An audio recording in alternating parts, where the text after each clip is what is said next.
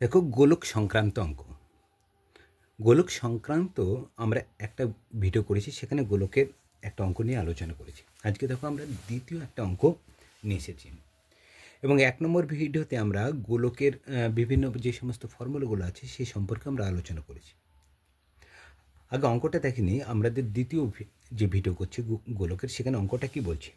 একটি 8 সেমি দৈর্ঘ্যের ব্যাসার্ধের একটি নিরেট লোহার গোলককে গলিয়ে 1 সেমি দৈর্ঘ্যের ব্যাসার্ধের কয়টি নিরেট গুলি তৈরি করা যাবে হিসাব করে।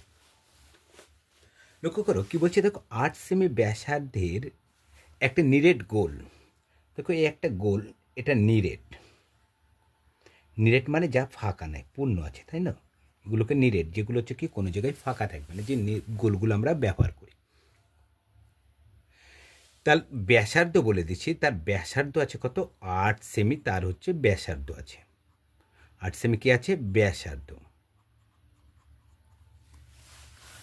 এই গোলকটাকে 8 সেমি ব্যাসার্ধের গোলকটাকে গলিয়ে আমি ছোট ছোট কি করব, নিরেট গোলক তৈরি করব, যার ব্যাসার্ধ হবে কত?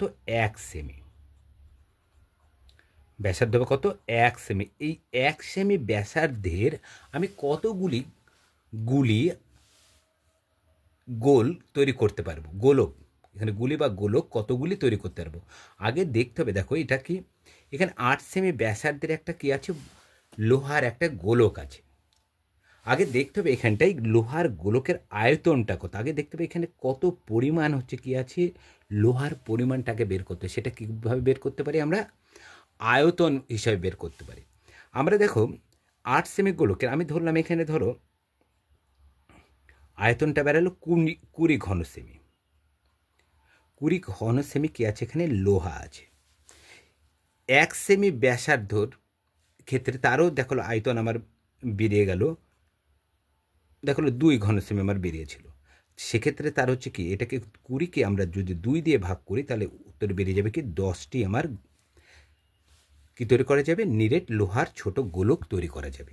তাহলে কি করতে হবে, দেখো প্রথম কাজ যেটা, 8 সেমি দৈর্ঘ্যের ব্যাসার্ধের নিরেট লোহার গোলকের কি বের করতে হবে, আয়তন, এবং 1 সেমি দৈর্ঘ্যের ব্যাসার্ধের নিরেট গোলকের আয়তন বের করতে। এবং প্রথম আয়তনকে দ্বিতীয় আয়তন দিয়ে যদি আমরা ভাগ করে দিই, তাহলে গুলির সংখ্যা মানে কি লোহার গোলকের সংখ্যা আমার বেড়ে যাবে। তাহলে সর্বপ্রথম যেটা কাজ করতে হবে, দেখো প্রথমে আছে 8 সেমি নিরেট যে লোহার গোলক বলেছে, তার ব্যাসার্ধ বলেছে কত? 8 সেমি। তাহলে নিরেট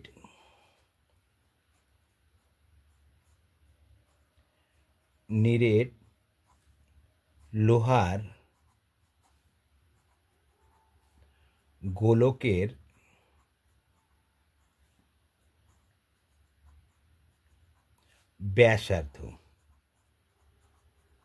ব্যাসার্ধ কি হয়? আর। ব্যাসার্ধকে আমরা ছোট হাতের আর দিয়ে চিহ্নিত করি। আমরা কালকের ভিডিওতে আলোচনা করেছিলাম। ব্যাসার্ধ বলছি কত? 8 সেমি। আমাকে বের করতে হবে 8 সেমি ব্যাসার্ধের নিরেট লোহার গোলকের আয়তন বের করতে হবে। আয়তনের ফর্মুলা কালকে আলোচনা করলাম, 4/3 পাই আর কিউব। 4/3 পাই আর কিউব। তাহলে 8 সেমি লোহার গোলকের ব্যাসার্ধ পেলাম কত? 8 সেমি। অতএব নিরেট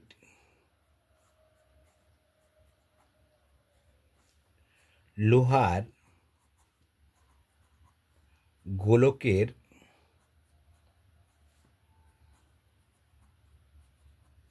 আয়তন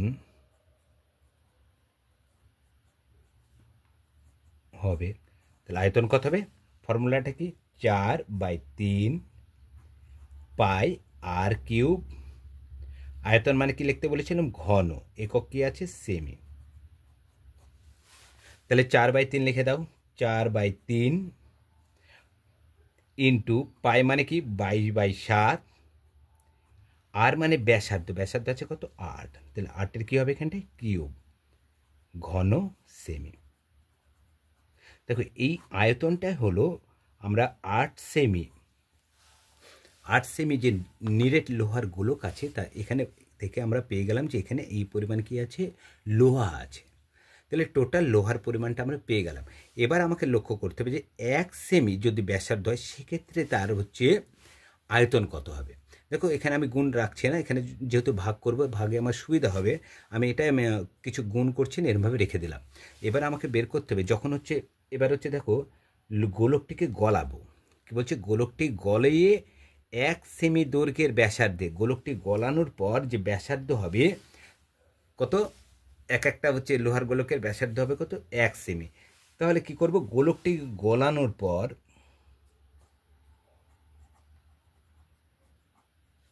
গোলকটি গলানোর পর 1 সেমি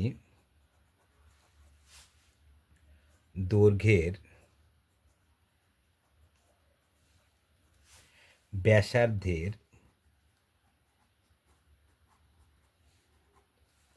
যে নিরেট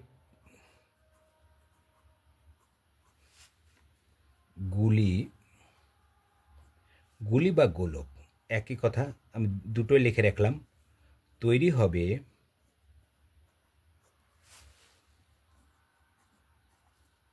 তার আয়তন হবে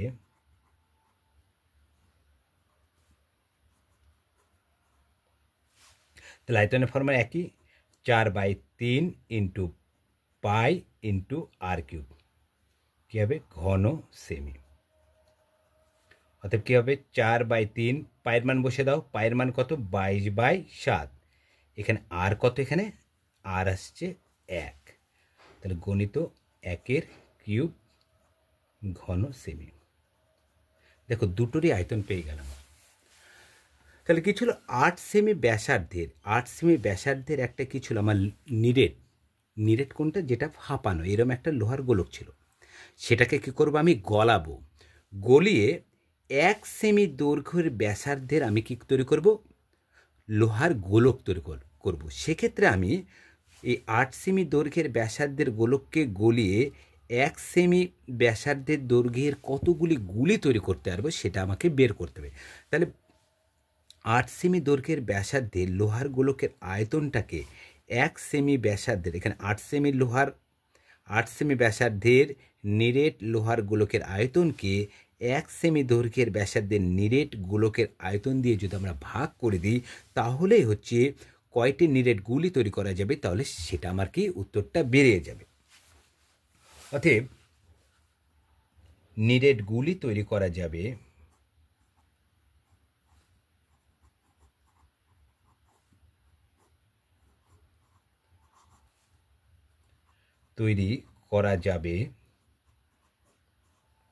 প্রথম আয়তন 4/3 গণিত 22/7 গণিত 8 কিউব, একে ভাগ করব কি, বাই দিয়ে দাও, 4/3 গণিত 22/7 গণিত কি 1 কিউব।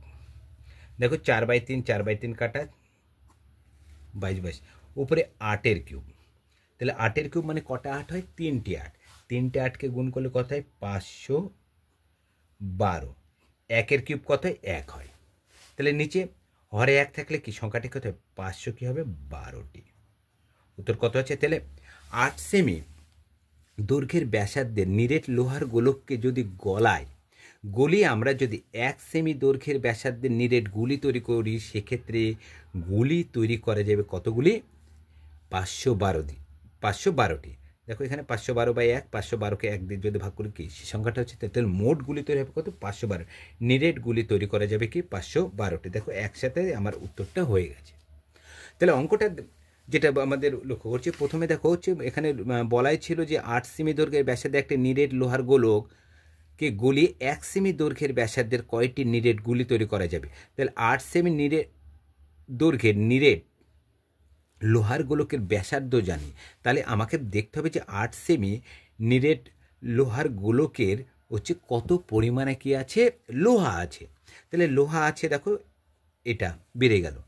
এবার দেখতে হবে, যেহেতু আমি হচ্ছে ছোটো ছোটো গুলি তৈরি করব, যে গুলিগুলো তৈরি করব তার একটা গুলির আয়তনটা কত হবে সেটা দেখতে হবে। দেখো একটা গুলির আয়তনে পেয়ে গেলাম, দেখো এখানে এক একটা গুলির আয়তনে পেয়ে গেলাম। তাহলে মোট লোহার পরিমাণ মোট লোহার পরিমাণকে কি দেখো একটা গুলির লোহার পরিমাণ দিয়ে ভাগ করলে মোট কতগুলি গুলি তৈরি করা যাবে সেটা আমার বেরিয়ে গেল। কী বললাম? মোট লোহার পরিমাণকে একটা গুলির লোহার পরিমাণ, দেখো মোট লোহা আছে এখানে এটা, আর একটা গুলিতে লোহা আছে এই পরিমাণ। তাহলে মোট গুলির লোহার পরিমাণকে একটা গুলির লোহার পরিমাণ দিয়ে যদি ভাগ করে দিই তাহলে মোট কতগুলি গুলি তৈরি করবে তার সংখ্যাটি বেরিয়ে গেল। কতগুলি? তাহলে 512টি আমি নিরেট গুলি তৈরি করতে পারবো। কোনটাকে গলিয়ে? 8 সেমি দৈর্ঘ্যের ব্যাসার্ধের নিরেট লোহার গোলককে গলিয়ে। তাহলে গোলক সম্পর্কে এটা আমাদের 2 নম্বর ভিডিও আমরা শেষ করছি। আমাদের হচ্ছে গোলক সম্পর্কে আমরা এখনও 2টো ভিডিও করব, সেখানে গোলক সম্পর্কে যে সমস্ত প্রশ্নগুলো আছে তোমরা আশা করি আমাদের এই চ্যানেল থেকেই পেয়ে যাবে। এবং আমাদের চেষ্টা করবে সবসময় আমি যেভাবে আমরা অঙ্কগুলো নামাচ্ছি সেইভাবেই আমরা অঙ্কগুলো নামানো, যেখানে আমাদের একটা নম্বর যেন পরীক্ষাতে কাটা না যায়। আর প্রতিদিন যেটা উল্লেখ করছি, আমাদের যে নতুন চ্যানেল আছে ম্যাথ সাইন, এখানে দুপুর 12টার সময় একটা শর্ট ভিডিও ছাড়া হয়। ভিআই দুপুর 12টায় বিভিন্ন কম্পিটিশন পরীক্ষার অঙ্ক নিয়ে। তাছাড়া আমার যে লং ভিডিও যে চ্যানেল আছে, যেটাকে আমি বর্তমানে যেটাকে অঙ্ক করছি, এখানটায় সন্ধ্যা 6টার সময় একটা শর্ট ভিডিও পাঠানো হয়। একই 2টো চ্যানেলে আমার কি একটা ম্যাথ সাইন এবং নবকুমার স্যার বলে নবকুমার স্যার 100 যে চ্যানেল আছে, যেটা আমার লং নবকুমার স্যার 100 সেটা লং ভিডিও, সেখানে আমি হচ্ছে একটা শর্ট ছাড়ি কখন? সন্ধ্যা 6টার সময়। এবং আমার একটা নতুন যেটা শর্ট ভিডিও চ্যানেল আছে ম্যাথ সাইন, সেখানে আমি দুপুর 12টার সময় একটা শর্ট ছেড়ে দিই। তাহলে টোটালে 2টো করে শর্ট যদি তোমরা কালেক্ট করতে পারো তাহলে তোমরা বিভিন্ন কম্পিটিশন পরীক্ষায় কিন্তু পাস করার সম্ভাবনা তোমাদের অনেকটাই থেকে যাবে। কারণ শর্ট ভিডিওগুলো আমরা হচ্ছে নিয়ম সহ উল্লেখ করে দিই। ফলে নিয়ম সহ যেহেতু উল্লেখ করি, তাহলে তোমরা ওই টাইপের যতগুলো অঙ্ক থাকবে সেগুলো কিন্তু তোমরা নিজেও নামাতে পারবে, যেহেতু তোমাদের নিয়মটা জানা থাকবে। আর তোমাদের যদি আমাদের এই চ্যানেলটি ভালো লেগে থাকে, তোমরা লাইক, কমেন্ট, শেয়ার এবং সাবস্ক্রাইব করবে, যেন তোমাদের আরও বিভিন্ন ধরনের অঙ্ক নিয়ে আসতে পারি এবং কাজ করে যেন উৎসাহ পাই। এবং তোমরা কিভাবে অঙ্ক করলে আরও নতুন কিভাবে অঙ্ক করলে তোমরা আরও পরীক্ষা আরও ভালো নম্বর পেতে পারে সে সম্পর্কে আমরা আলোচনা করতে পারি। আজ এই পর্যন্ত। সামনের ভিডিওতে আমরা গোলকের আরেকটা ভিডিও নিয়ে আসবো।